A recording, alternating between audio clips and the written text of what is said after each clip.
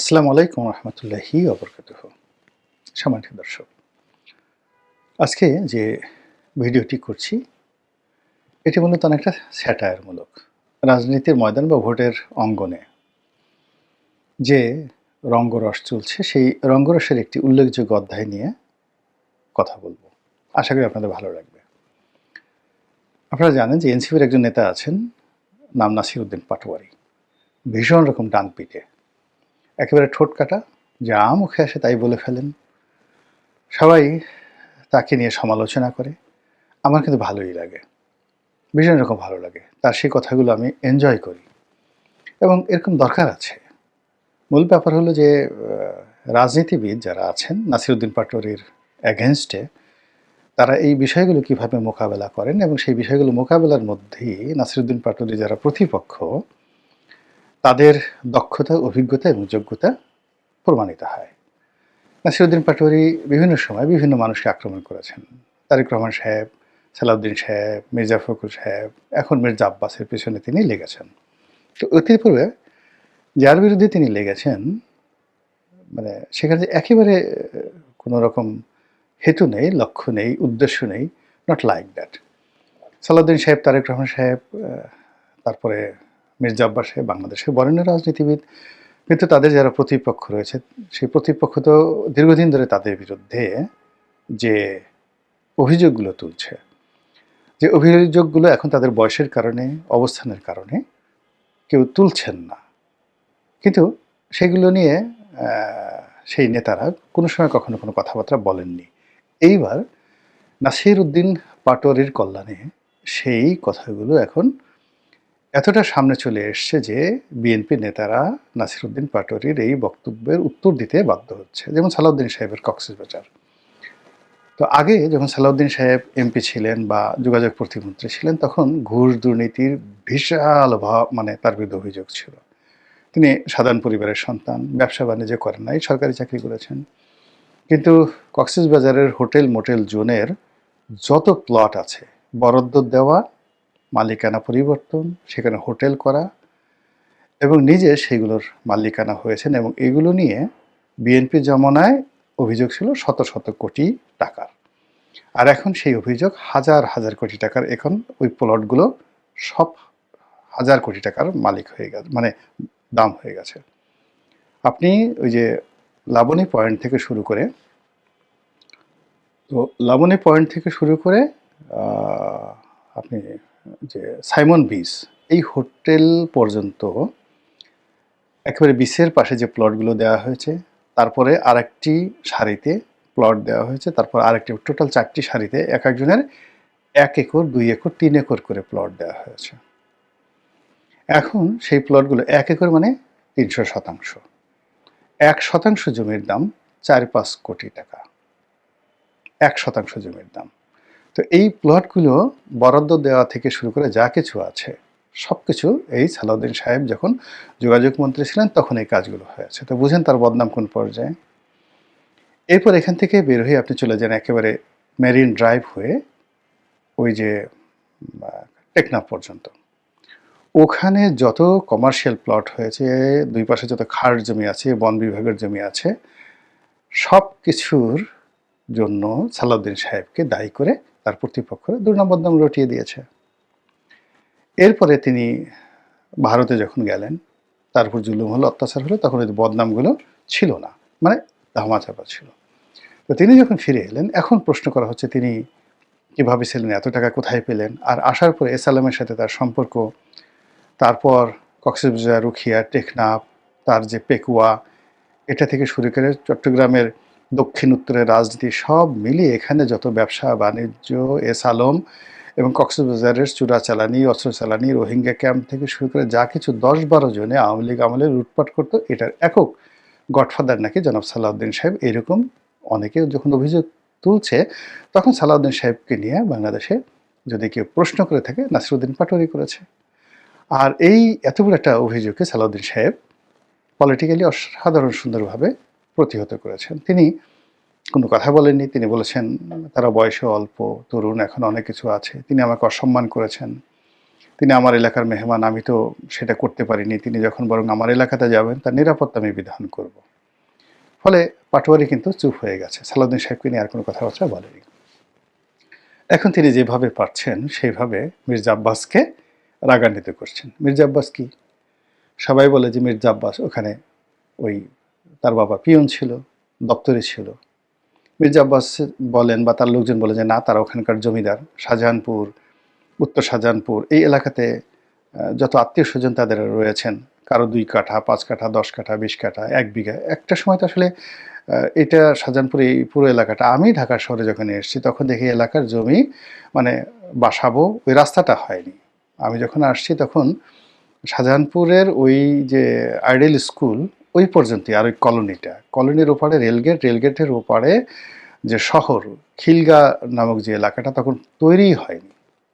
আর ওই যে রাস্তাটি মানে যেটা একেবারে খিলগা রেলগেট থেকে শুরু করে সায়দাবাদ পর্যন্ত এই রাস্তাটি তৈরি হয়নি। মানে এরশাদই তখন, আমরা যখন আসছি এরশাদই তো আসেনি ক্ষমতায়। তো তখন থেকে তো তারা এলাকার বাসিন্দা। ফলে ওই এলাকায় 1 বিঘা জমির দাম হয়তো 100 টাকাও ছিল না, 50 টাকাও ছিল না পাকিস্তান জমানাতে। আর সবগুলো শুধু বিল আর বিল। বাসাবো খিলগাতে পুরো এলাকাটাই বিল ছিল, বিলের মধ্যে ছিল। তো সেখানে 100 বিঘা জমি থাকলেই কি আর 10 বিঘা জমি থাকলে ওই জমির কোনো মূল্য তখন ছিল না, কিন্তু এখন সেটার কথা আলাদা।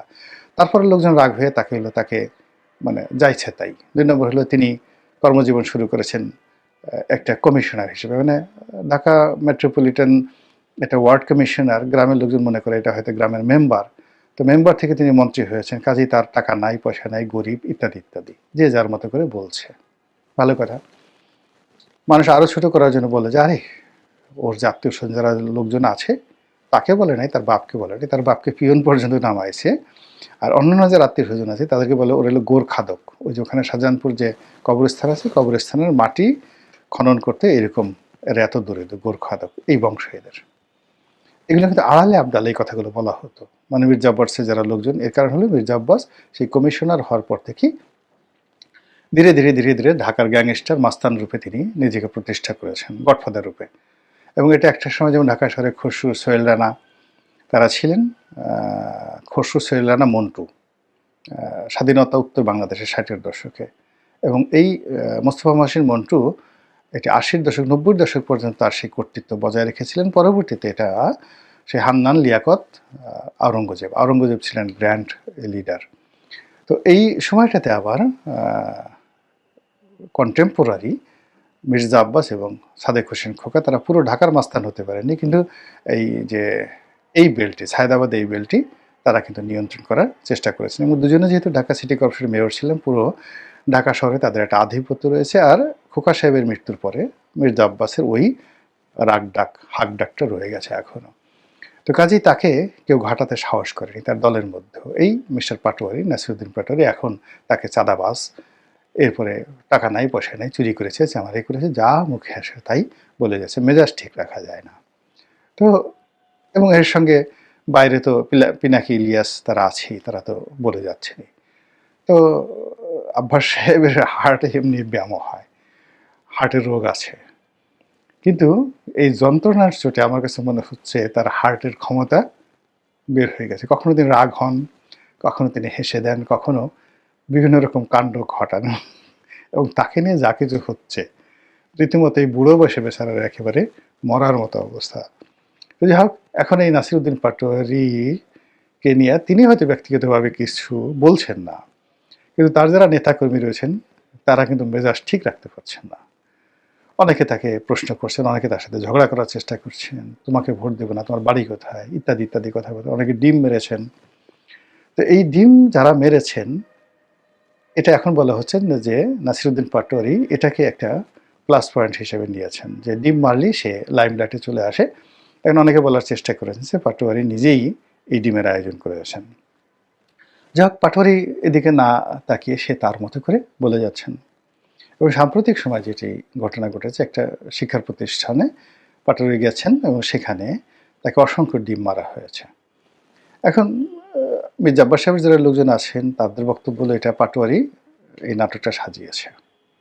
আবার অন্যদিকে ডিম মারার পরে অনেকে মাথায়, শরীরে ব্যান্ডেজ করেছেন, এটি নিয়ে খুব হাসাহাসি হচ্ছে যে ডিম মারলে তো মাথায় ব্যান্ডেজ লাগার কথা না, যদি ডিম হয়। অনেকে বলছে যে এটা নকল ডিম হতে পারে, প্লাস্টিকের ডিম হতে পারে, লোহার ডিম হতে পারে, ঘোড়ার ডিম হতে পারে। এটা নিয়ে বেশ রঙ্গরস হচ্ছে। তো রঙ্গরস হতে হতে স্বয়ং এই রঙ্গরসে জনাব, যাকে বলা হয় মির্জা আব্বাস, তিনি নিজে যোগদান করেছেন। তিনি বলার চেষ্টা করছেন, প্রথমে হাসছেন এক দফা, এমন হাসছেন, আমি আমার রাজনৈতিক জীবনে মির্জা আব্বাস সাহেবকে দীর্ঘদিন ধরে দেখে আসছি, এত সুন্দর হাসি তিনি কখনো দেননি। হাসতে হাসতে বেহুশ হওয়ার মতো অবস্থা।